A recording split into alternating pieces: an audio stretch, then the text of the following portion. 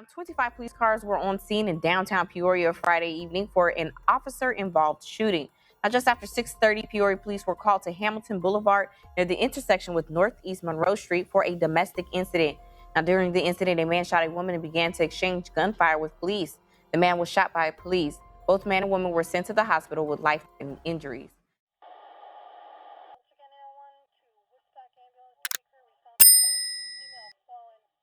Today we're going to be in Peoria, Illinois, halfway between Chicago and St. Louis, speaking about a mother of three who was trying to enjoy every minute of her life and find new purpose. 42-year-old Ashley Stenson was a person who loved ones could depend on, and she never tried to take life too seriously. All she wanted was her life to be calm, warm, and full of love. Special moments with her loved ones and those near and dear meant the world to her, and she would never pass up a moment to spend time with her family. On Friday, May 8, 2026, Ashley was headed back to her hometown to do just that, to see loved ones, attend a wedding, and enjoy her vacation.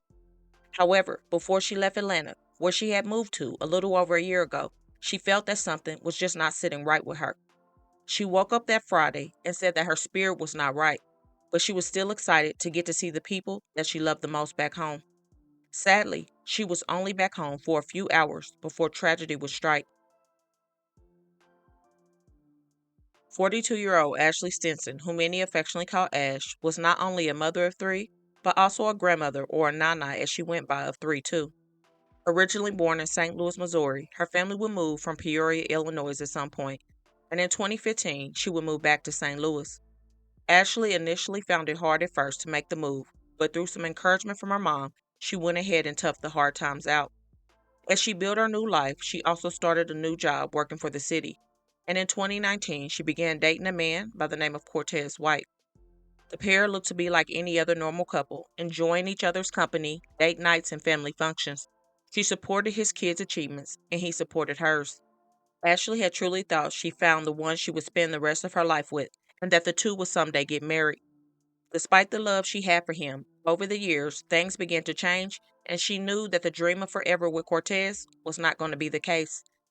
After 10 years of living back in St. Louis, in 2025, she decided that she was going to make another change and move to Atlanta, Georgia. This was definitely another tough move because she was leaving behind a lot of special people and a job that truly appreciated her.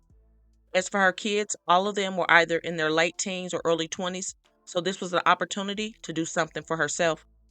The hardest part, besides not seeing her kids, was being away from her grandbabies, whom she adored so much. However, she hoped to have them all in Atlanta with her someday in the future. In her downtime, she enjoyed reading books, exploring new places, eating, and prioritizing her peace. I am really trying to save my lashes. Okay.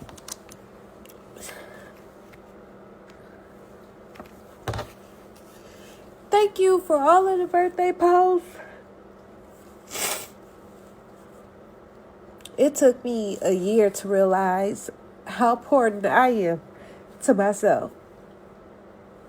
How much I mean to myself. I am the star player on my team. I'm the point guard. Nothing moves without me. So when I decided to acknowledge those things about myself, I started to move by myself. I don't want to. At 42 years old, I understood how I've been crying all day. I swear to God, these are not sad tears. I'm so happy. Like, thank you. Can't nobody do the shit that I do. I swear to God. Can't nobody do the shit that I do. I did it like twice. I do it effortlessly. Thank you for the birth. I'm acknowledging things about myself I never even realized. But I've come to the realization in this last couple of months, last year, whatever. Thank you for the birthday post. I'm a badass bitch. I don't need nobody for absolutely a fuck ass thing, and I'm so sorry. It's good to have people in your corner, but it's good to be better to yourself so that you don't. It's a lot. But I love me. I'm appreciative of me. On my 37th birthday. Okay, whatever. I'm 42. On my 42nd birthday, I would appreciate nothing like I appreciate Ashley. I don't love nothing. Yes, I love my children. I love my mom. I love my grandchildren. Ain't shit. What if Ashley ain't good? Ain't nothing good. You understand? So happy birthday to me, and I'm gonna cry all day. I don't want to do nothing for my birthday but be in my feelings. Thank you. She was getting to a place where she was realizing her worth, strength, and what she was not accepting in her life. Even though having that special someone in your life is a beautiful thing, if you're not happy with the way you are treated, then it's okay to make a change, especially if that change is going to make you a better person. Ashley was taking every challenge head on and was not afraid to recognize when she was not okay. Now, she was not the one to put her personal details about her relationship on social media, but reading between the lines, it was clear that she was in a place ready to exhale. One thing that helped her and encouraged her through tough times was writing positive words of affirmation to herself. Things in her life looked to be headed in the right direction, and there was so much to look forward to. Not only was it Mother's Day weekend, but she was also counting down the days for her cousin's wedding back in Peoria. The last thing that she would document was when she was headed to the airport and while she was on the plane. The best thing I could have did for myself today was talk myself out of a bad mood. I think that on this Mother's Day weekend, I remember I was going through it real bad. Well, I was drinking real bad. I was an alcoholic. It was a time where I had shakes. I was dealing with trauma from all of the things. And I was going through real bad. And I would get so drunk and belligerent. And every night when I would go through the things, I would call my mom and blame her for everything. And my mom had let me go through it for like a year. And then one day, she was like, you know it's okay to be okay. I just wanted somebody to blame my behavior on.